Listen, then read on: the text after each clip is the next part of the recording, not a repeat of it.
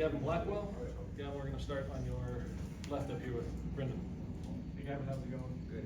Good, nice to meet you. So your journey to Florida State, you had a lot of productive moments in your college career, injuries though as well. So kind of just guide us through what those injuries were, how it was to overcome them, how you're feeling now, and how you got to Florida State.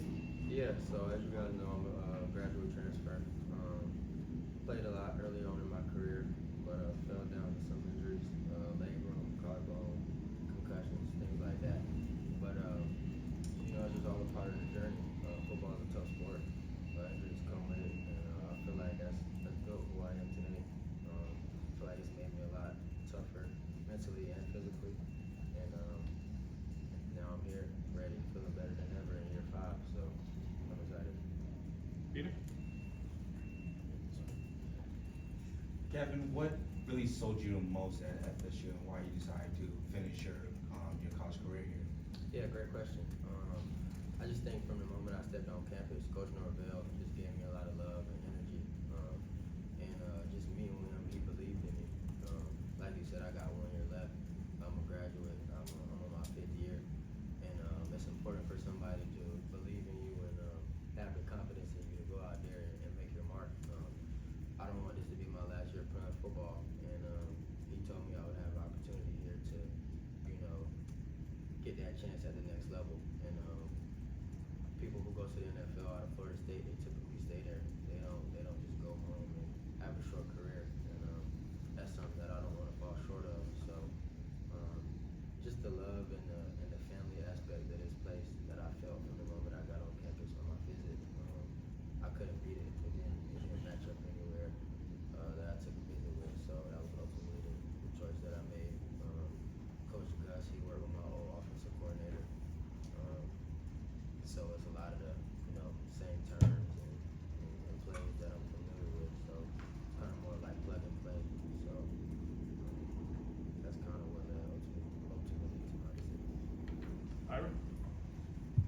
You having success early in your college career and then going through some of the things you went through, like what did you lean on to get through that? How difficult was it to get through some of this?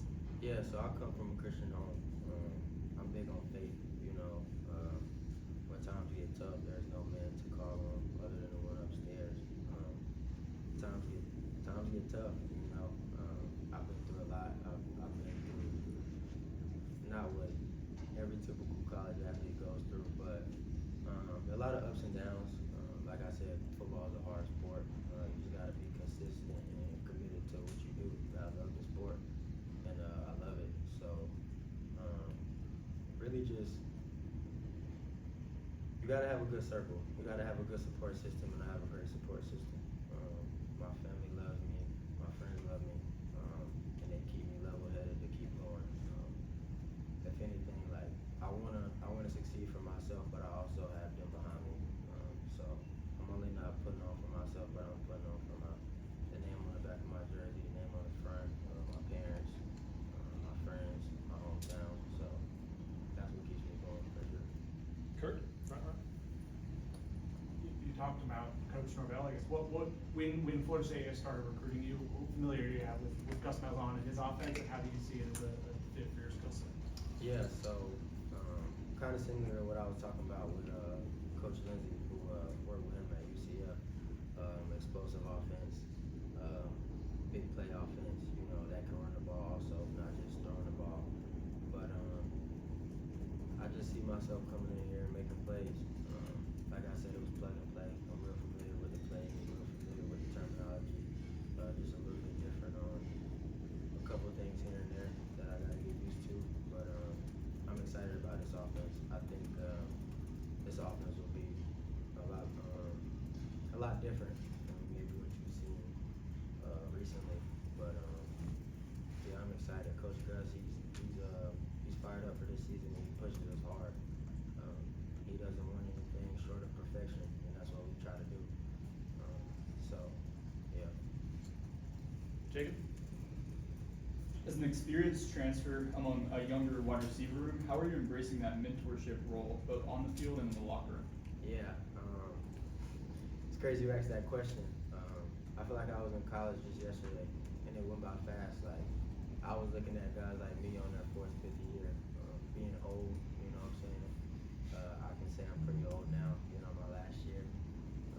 But just taking that role of, you know, they kind of call me Unc, just being, just being older than everybody. But I love it. I love the guys. Like, they keep me young. I would say that, and I'm embracing it. I'm trying to, you know, pour into them and give them little seeds to make their career grow out better, and try to not be here for 5 years like me. Yeah, I think it's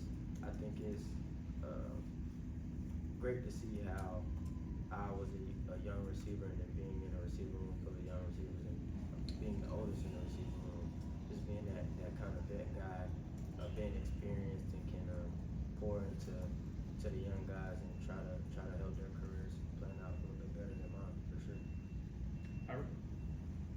Yeah, I was gonna touch on the same thing, but adding in Deuce and Squirrel White, also the two older guys coming in also. Have you guys connected pretty well? Oh yeah, so Deuce and Squirrel was probably the first two guys that I talked to when I was in the recruiting process, and when I committed.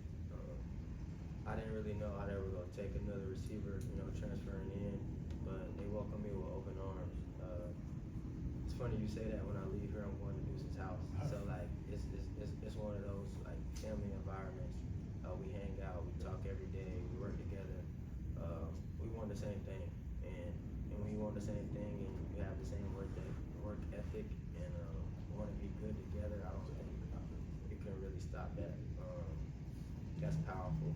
I've been in receiver rooms where people are selfish and all about themselves, but here is no selfishness. Everybody wants everybody to eat, and I think we have a really good, talented room that's gonna be. Oswald? Kind of answered it there, Gavin, but just, you played so much football, and you seem like you're very much at peace, and you know what you prioritize to make you a better football player, a better young man. Just what does that feel like, and how much are you trying to kind of let the young guys know and kind of be a mentor for everybody in that group? Yeah, just to start on that,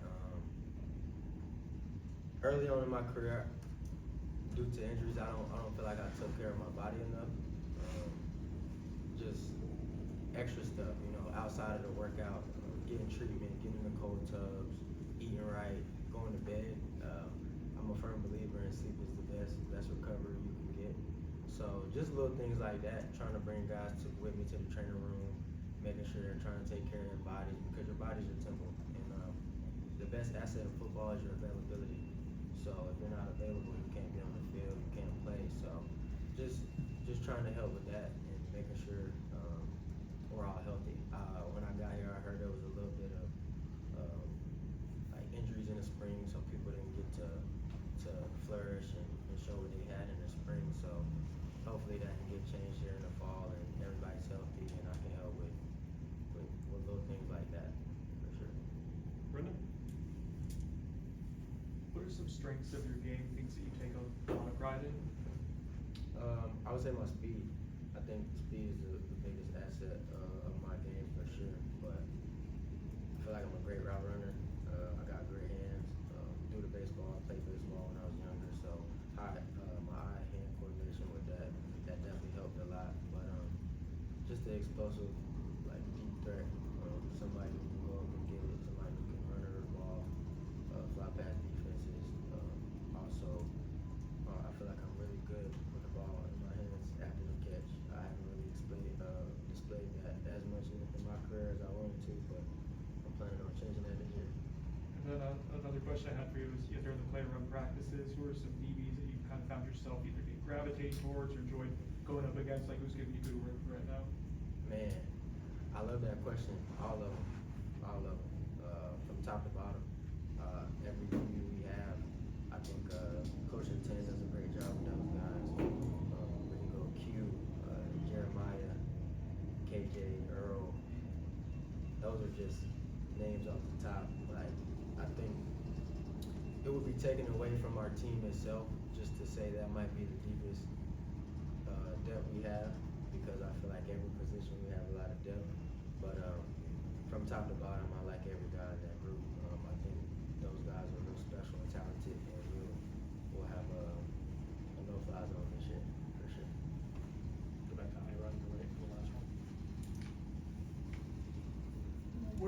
what did it mean to you, that Gus and Coach Norvell, and I'm sure Coach Harris, like, that they were excited to get you as part of the program, even though, like you said, the last couple of years haven't been what you know, how did they sell you and how exciting was that?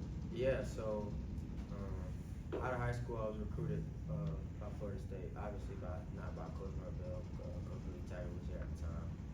But, just the tradition and the standard they have here, it was eye-opening to get that opportunity.